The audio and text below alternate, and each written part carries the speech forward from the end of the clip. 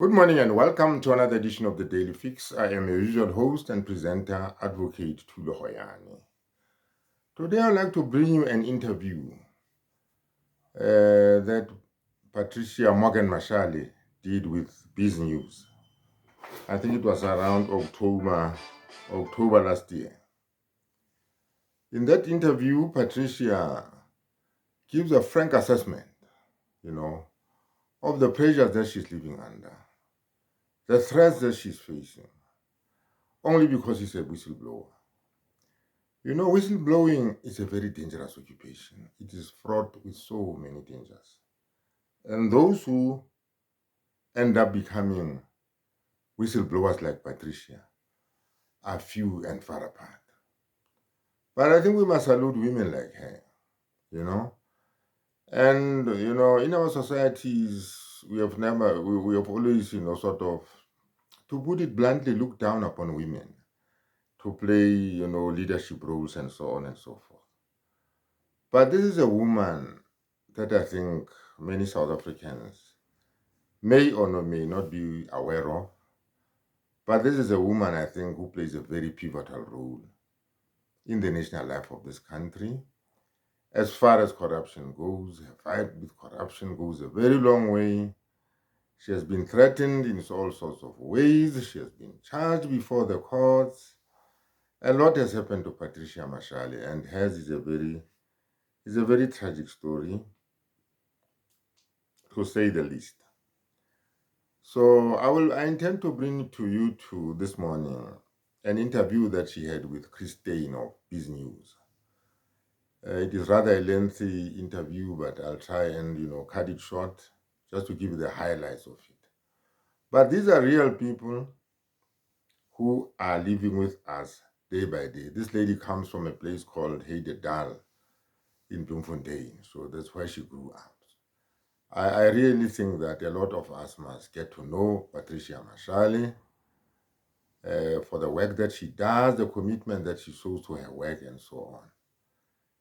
So please take a listen to the interview, and here it is.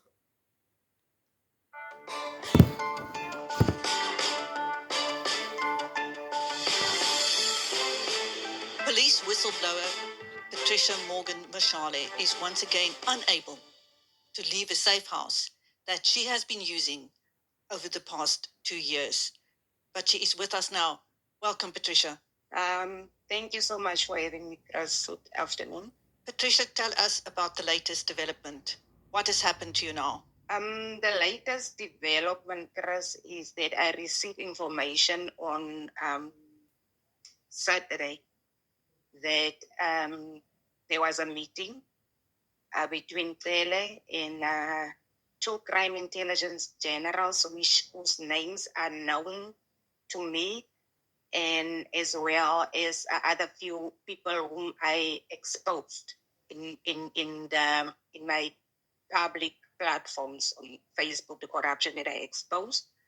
And I received a message from my reliable source. The source always gives me the information that they had a meeting to try and trace my location through you remember there was illegal spyware equipment that subs procured in China.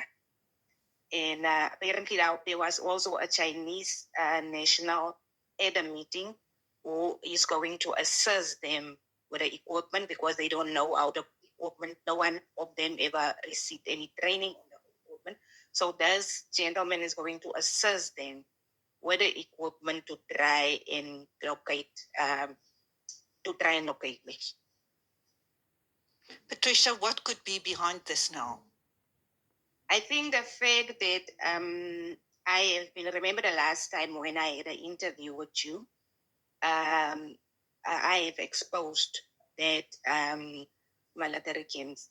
And I never stopped because as I said, I'm a whistleblower, and even when there is corruption or crimes committed, I am going to, since I cannot report it to a police station or any police office because they are still not acting on the information that I have been given them. I have given the information to the National Commissioner. I have proof that me and Professor Dahas have been given information to the National Commissioner. It never even acknowledged on the emails, on the WhatsApp messages, neither me or my complaints that or Mary's complaints that we sent to him. He never even acknowledged it. So I decided that if that's the case, because remember, I'm complaining here about senior top officials in SAPS. I'm not just complaining about ordinary junior members. I'm complaining about top officials. So I decided that if that's the case and he's not interested to act on the information, then I'm going to expose it on my public platforms and I'm going to name the people who are implicated in this corruption. And I think I also named Tele in cases they were opened against Tele. The dockets are just somewhere. No one knows what happened to these dockets. These dockets are still active because no court has ever withdrawn these dockets against Tele. So Tele's name is also on my public platform. So I believe it's because of this public information and the people that I've been naming in this corruption. There's the reason why they want to silence me, because I'm getting information on a daily basis and I'm sharing information on a daily basis on my public. Yeah. Patricia, I don't know how you keep going. You have suffered 3 years of persecution. And in July, you were finally acquitted of an apparently malicious charge. But now I understand that your lawyer can't get a copy of a judgment. Remember, the judgment was delivered on the 30th of July, and we have been struggling since then to get the copy of the judgment from court. Our lawyers have been sent from pillar to post. There was some stage when they were told that the docket cannot be located. So since then, we are struggling to get the court. The lawyers cannot do anything without a judgment. They need a judgment to proceed with criminal cases against the implicated people. They need a judgment to proceed with civil litigation, and they need a judgment to proceed also with criminal cases against the prosecutor who are responsible for this malicious prosecution, because she was also defeating the ends of justice. And we received a message last week from a prosecutor at court saying that all prosecutors have been instructed to not handle all my dockets. My dockets will be handled directly by the DPP. My dockets is in the office of the DPP. So I believe the DPP is sitting with a judgment and the DPP is refusing to hand over the judgment to my lawyer, because that is the instruction that were given to people at court to not handle my matters. If I want something, I must write an email or letter to the DPP. I did send this voice note from the prosecutor that was sent to my husband, to Prof. Dahas, and she said she will take it up with not even the NPA, because the NPA, we've been complaining to the NPA since forever. There's an advocate, the court there, the NPA will keep on referring our complaints back to the very people that we are complaining about here in Tristan DPP. And even Professor Dahas, they replied in a very arrogant letter to her to say that she's not my legal representative. I must get a lawyer to communicate with them. Imagine lawyers cost me money. So to get a simple judgment, I must now go and pay a lawyer to write them an application to get a judgment. Patricia, since our last interview, have you been contacted by state security or by any senior police officers? There you have it. Need I say more? A woman at war, a woman with a struggle for justice. You know, listening to Patricia Mashale, this is the stuff of movies. Listening to her and, you know, one really wonders